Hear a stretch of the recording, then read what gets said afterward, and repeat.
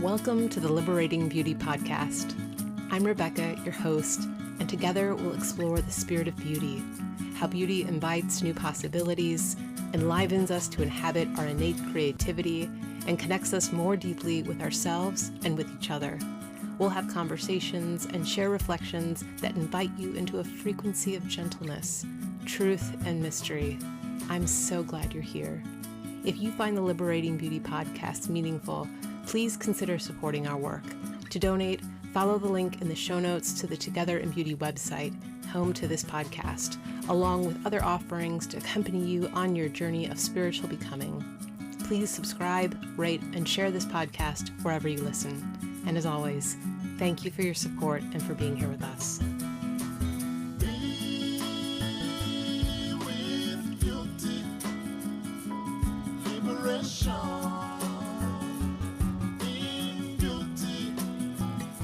Hello, everyone. Welcome back to the Liberating Beauty Podcast. I'm so glad to have you here with me today. You know, so much of my inner world is this playground for beauty and connecting with what it feels like and experiencing it, what it feels like in myself, but also in the world around me. And it's almost like a pre-verbal intuitive space when I find myself kind of connecting with these different aspects of beauty. And every now and then, something bubbles up to the surface and finds its way to words in a way that I can share with others. And this is one of those occasions. And so I feel a lot of delight in being able to share with you piece of the journey that I've been on lately. So maybe I'll take a step back and tell you where this most recent adventure has started. It's this. Over the past several years, I have noticed that spirituality has become this way of orienting to the world that has become stronger over time without really trying. It wasn't about let me study ancient spiritual texts or writers, though I love both of those things. But it was this other quieter impulse that I don't exactly know where it came from, but it called to me. And at times it's felt almost impossible to communicate in a way that wasn't how we are as people and as creatures and animals in life through this lens and way of being that is spiritual. But and to be in the world as it is, I found and I'm aware that that's not always the doorway that people connect with, and that's okay. And so I wondered how it would be that I could talk about anything really, whether it was a program that I'm designing or a piece of writing that I'm working on or something related to my kids. How could I talk about it in a way that felt true, but that still connected with this underlying feeling, energy that I was talking about as spirituality? And what I noticed was that there were this whole family of words, experiences, qualities that had something underneath them, like the underlying kind of backbeat that was, connected to what I was, calling spirituality, this whole family of words. And it made it possible for me to feel kind of my integrity, to feel there's some coherence and what I really feel and what's going through me and how I connect in the world. Things like creativity, transformation, words that are familiar and that have in some, I want to say widespread appeal, but that they're more relatable at times. And what came to me was, they all have this underlying quality beauty being one of those. It has this underlying quality. And for me, that underlying quality is love. No, fast forward, and I'm on the Together in Beauty website that's home to the work that I do, and there's a page there that's about the Liberating Beauty podcast.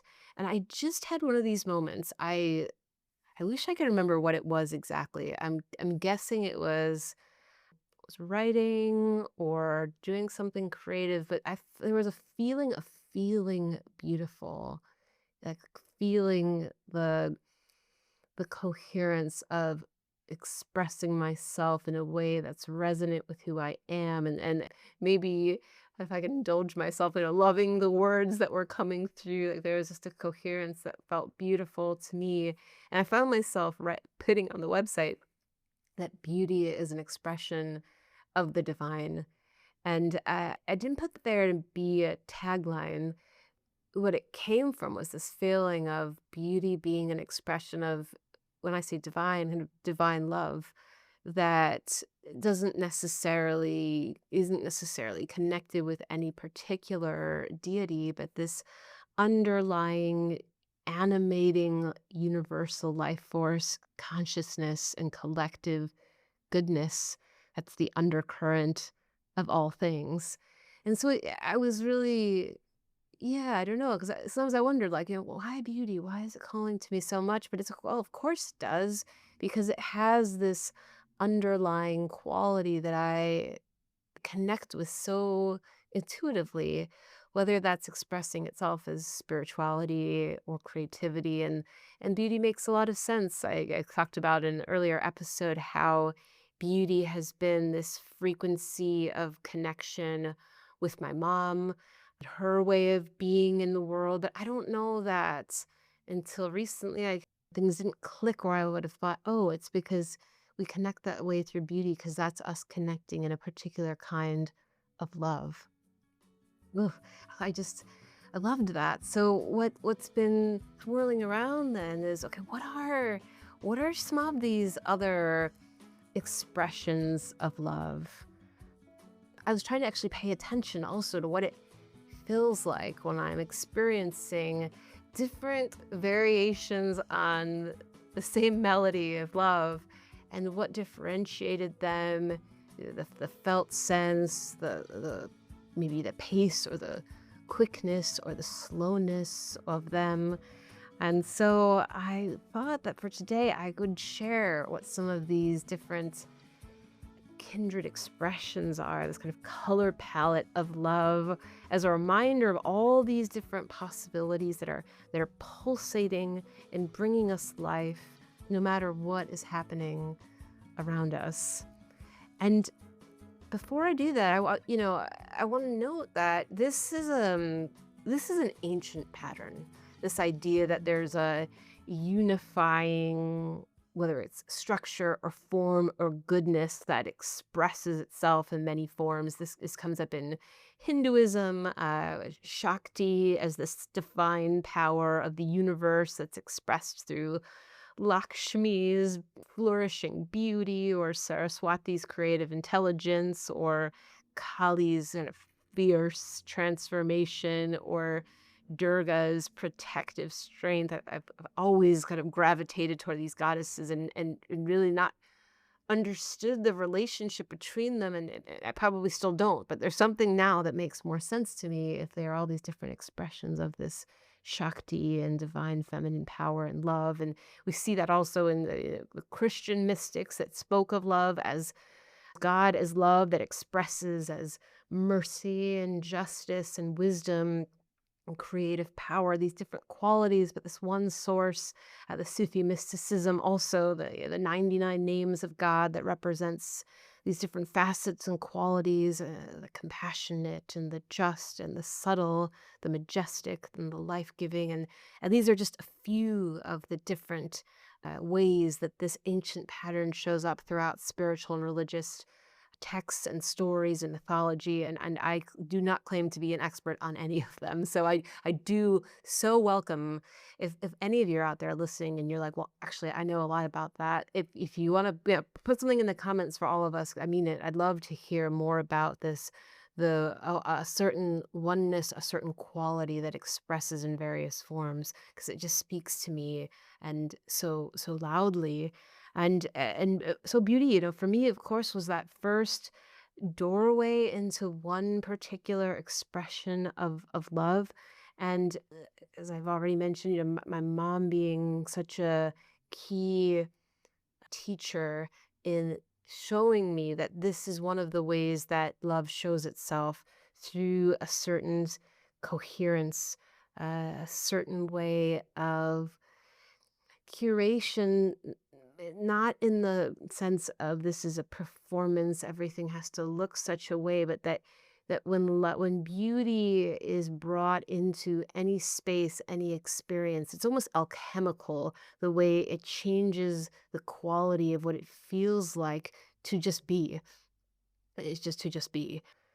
So it makes sense to me now why it is that my home has become this sanctuary, because of how it draws me in differently when I'm immersed in color and image and art. It changes. It truly changes what's possible. I joke with my husband a lot. Like, yeah, I just can't take myself seriously until I kind of get dressed and I'm up and I'm in the space, and it's for me. It's for me. I work from home a lot, so it's not like I'm out in the world all the time. Like, I need to come into contact with beauty and to that spark so that I feel alive. Yeah. So that's just one. I'm like already off to the races here, but this beauty being just like one of these expressions of love. Creativity is another form that speaks to me loudly. There's a pacing, there's a quickness that I experience with creativity, whereas beauty is kind of in me, a velvetyness. It's a little slower.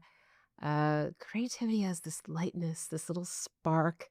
It's like this impulse to translate the invisible love into something that is visible and that delights in being known. So I feel this when I write. It's this like generative current. I can delight in struggling with the pleasure of trying to bring something into form that is yearning to be known, even if only yearning because I yearn for it, to understand what is this thing that's trying to speak. Yeah, it's like a love that can't be contained, that moves outward. There are other expressions of this of love, and I think about pleasure, and this is, I might call it the erotic life force that's not only about sexuality, though sexuality certainly belongs here too, but it's this deeper current of aliveness that says yes to being here. And there's a warmth to it of I know where I am, I know who I am. I'm bringing forward something in the world through all of my faculties and spirit and body. It's like a love that insists on vitality and your refusing of numbness. That comes forward when I think about what it means to have love express as pleasure. There's another dimension, and this one actually caught me by surprise a bit, and it's about curiosity. The more I sat with it, I thought about curiosity being this other way of showing love and interest, especially in a way that is relational. Like when I'm curious about what somebody is saying, it's like I'm leaning into a complete satisfaction with just a surface understanding. Like there's a yearning to know, a yearning to understand something that's completely outside of the bounds of how I generally orient in the world. There's like that leaning toward that other person. It's a love that's refusing indifference. It's just so unsatisfied with just yeah, surface level understanding. It needs to get below. And as I'm talking about it, I can feel it. I'm like, oh my gosh, it's so enlivening to want to know and to care to know and to put an attention on knowing feels like love. Mm. But maybe what surprised me the most as I thought about these expressions of love, and by the way, this is not an exhaustive catalog of expressions, but just the ones to talk about today. What surprised me the most were thinking about experiences, feelings that I don't know that I would usually think about as love, but yet there's something about them that has that unmistakable quality of life force. So, for example, grief, the holiness of grief to crack us open to feelings that sometimes refuse access. And grief just comes in with like a bulldozer and is like, yep, you're going to feel that. You're going to go to a depth of sorrow or confusion or loss that just rips off every band-aid and every attempt to keep us from our humanness, of our pain, of our woundedness, and just goes in and says, okay, we're doing this. But to be fair, I don't always connect with grief as a bulldozer. It can also, and I see this, it comes up in the death work that I do, kind of the accompaniment at end of life of grief being love that it doesn't have a place to go. It's like love that's lost its physical address. Sometimes I feel grief is this, it's almost like a dryness. I feel like uh, a dehydrated pain, a sorrow that is just gasping for life.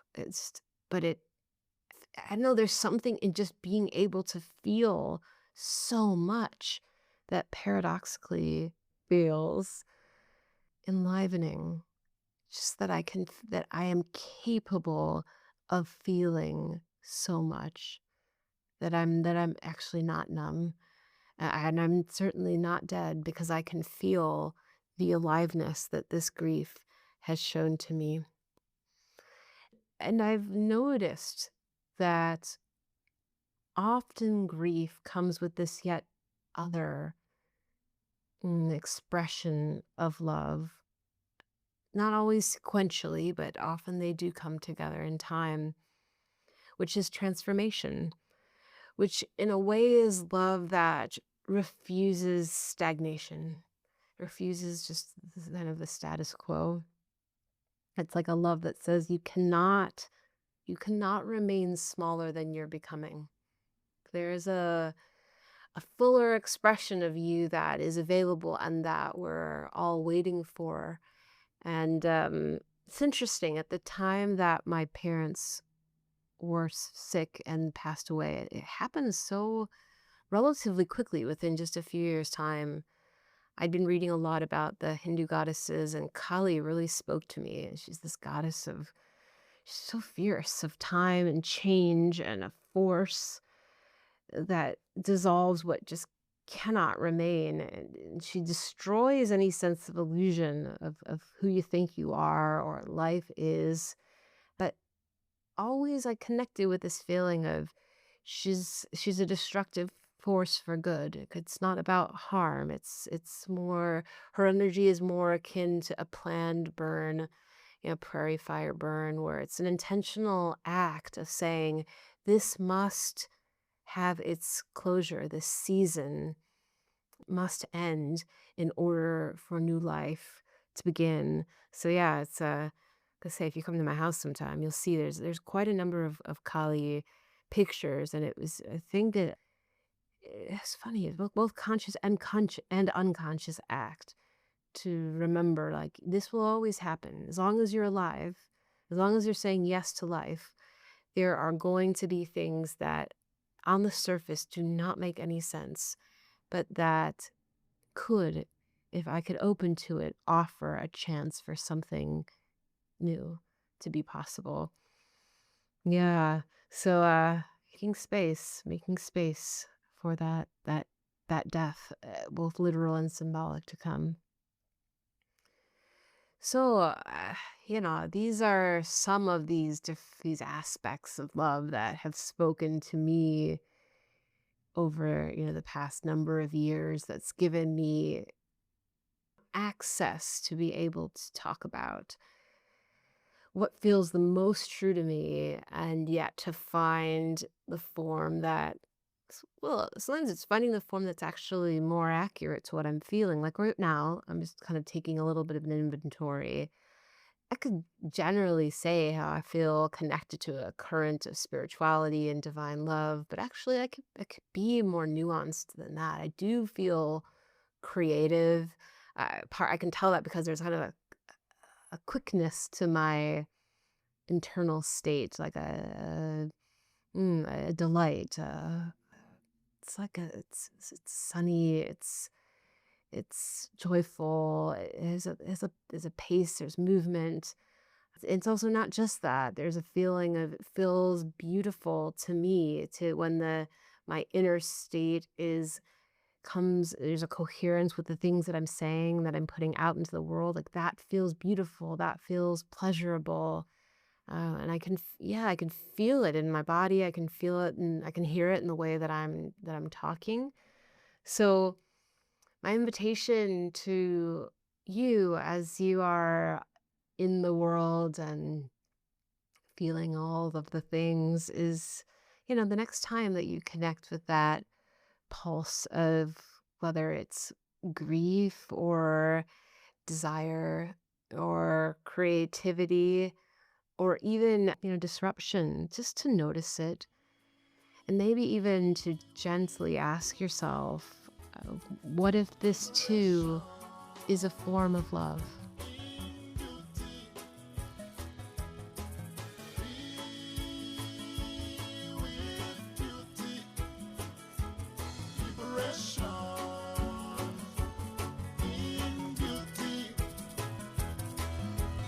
Thank you for listening to the Liberating Beauty Podcast. To learn more about the podcast, my work, and how I can support you on your journey of spiritual becoming, head over to the Together in Beauty website or email me at rebecca@together-in-beauty.com. It's an honor to accompany you on the journey. A huge thank you to our multi-talented producer and co-creative director, Mapumba Cilombo. To learn more about Mapumba's work as a producer, sound engineer, and musician, check out the show notes for a link to his website at mapumbamusic.com. And as always, many thanks to you, our listeners. None of this would be possible without the energy, encouragement, and vitality that you reflect back to us each week. Until next time, may you walk in beauty.